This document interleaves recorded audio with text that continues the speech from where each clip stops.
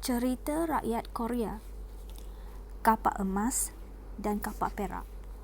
Pada zaman dahulu, ada seorang tukang kayu yang tinggal bersama dengan kedua-dua orang tuanya. Walaupun miskin, tetapi mereka hidup bahagia. Selalunya mereka yang hidup bahagia dan tidak menghiraukan soal wang dan keuntungan mempunyai hati yang baik. Begitulah juga keadaannya dengan tukang kayu itu. Pada suatu hari, tukang kayu tersebut keluar memotong kayu seperti biasa. Hasilnya nanti akan dijual di pasar. Dia menuju ke kaki gunung dan masuk ke dalam hutan di situ. Di hadapannya kelihatan sebatang sungai. Peliknya, fikirnya. Aku tidak pernah nampak sungai ini sebelum ini. Suasana di dalam hutan terasa berbeza. Tidak seperti selalu dan seperti sesuatu akan terjadi. Tiada kicauan burung atau mergastua yang lain. Hanya keheningan dan bunyi aliran sungai itu yang kedengaran. Namun begitu, tukang kayu itu mula mengangkat kapaknya untuk menebang pokok. Selepas beberapa ketika, tiba-tiba kapaknya terlepas dari tangan dan tercampak ke dalam sungai. Dia hairan bagaimana hal itu boleh terjadi. Dia terus menghampiri dan masuk ke dalam sungai. Puas dia mencari-cari kapaknya di dalam sungai itu. Dia mencari ke sana ke sini. Dia membungkuk sambil meraba-raba dasar sungai. Namun demikian, kapaknya langsung tidak kelihatan. Itulah satu-satunya kapak kepunyaan tukang kayu itu. Dia tidak mempunyai kapak yang lain. Jika dia tidak menemui kapak itu, dia dan keluarganya tidak akan mendapat makanan pada hari itu dan juga hari-hari yang berikutnya. Dia dan kedua-dua orang tuanya amat bergantung kepada kapak itu. Setelah penat mencari kapaknya, tukang kayu itu duduk di tebing sungai dengan perasaan kecewa dan sedih. Kapak, kemanalah engkau menghilang? Apa yang patut aku buat sekarang? Tanpa kapak, aku tidak dapat mencari rezeki. Apa yang harus ku buat? Rintihnya kesedihan. Tiba-tiba muncul dewa penjaga gunung.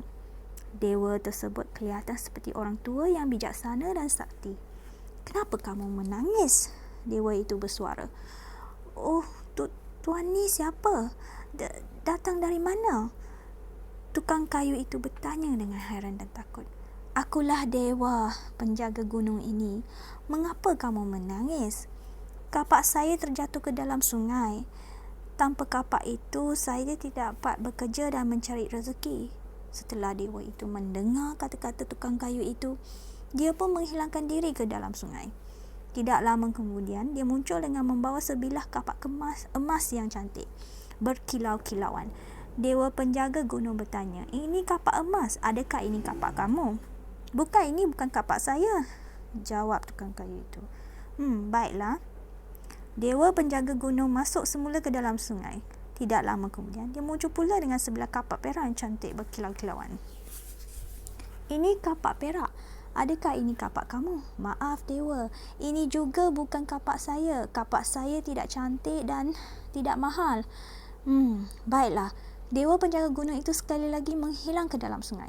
Beberapa saat kemudian, dia muncul dengan sebilah kapak besi yang buruk dan usang. Adakah kapak besi ini kapak kamu? Ya, inilah kapak saya. Terima kasih tidak terhingga kerana mendapatkan kapak saya semula, kata tukang kayu dengan gembiranya. Kamu seorang yang jujur. Oleh itu, aku beri kamu kapak emas dan kapak perak ini. Betulkah? Terima kasih banyak-banyak.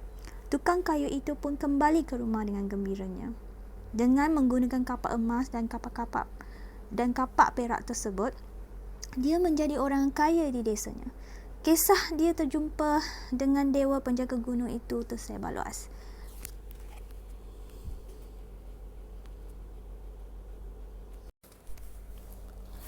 Ada seorang tukang kayu lain yang mendengar cerita itu. Dia berasa amat iri hati dan mempunyai rancangannya sendiri. Oleh itu, pada suatu hari, dia pun mendaki gunung tersebut. Dia berpura-pura menebang pokok dan sengaja mencampakkan kapaknya ke dalam sungai di situ. Seperti yang dijangkanya, dewa penjaga gunung muncul. Tukang kayu itu berpura-pura menangis. Mengapa kamu menangis? Dewa penjaga gunung itu bersuara. "Kapak aku terjatuh ke dalam sungai ini. Tolonglah aku ambilkannya." Dewa penjaga gunung terus menghilang ke dalam sungai itu. Tidak lama kemudian, dia muncul dengan sebilah kapak emas yang cantik berkilau-kilauan. "Kapak emas ni kapak kamu?" "Ya, betul. Ini memang kapak saya." Mendengarkan pengakuan itu, Dewa penjaga gunung menjadi sangat marah. "Kamu berbohong. Kamu tahu ini bukan milik kamu. Disebabkan kamu tamak, maka sekarang kamu akan hilang kesemuanya."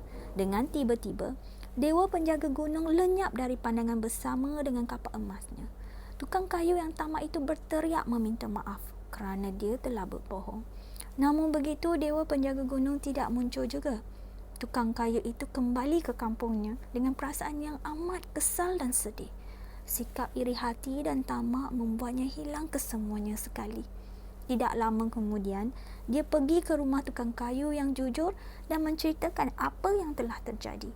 Tukang kayu yang jujur itu berasa kasihan, lalu memberikan sebilah kapak besi kepadanya sebagai ganti kepada kapaknya yang hilang itu. Akhirnya, mereka menjadi rakan karib.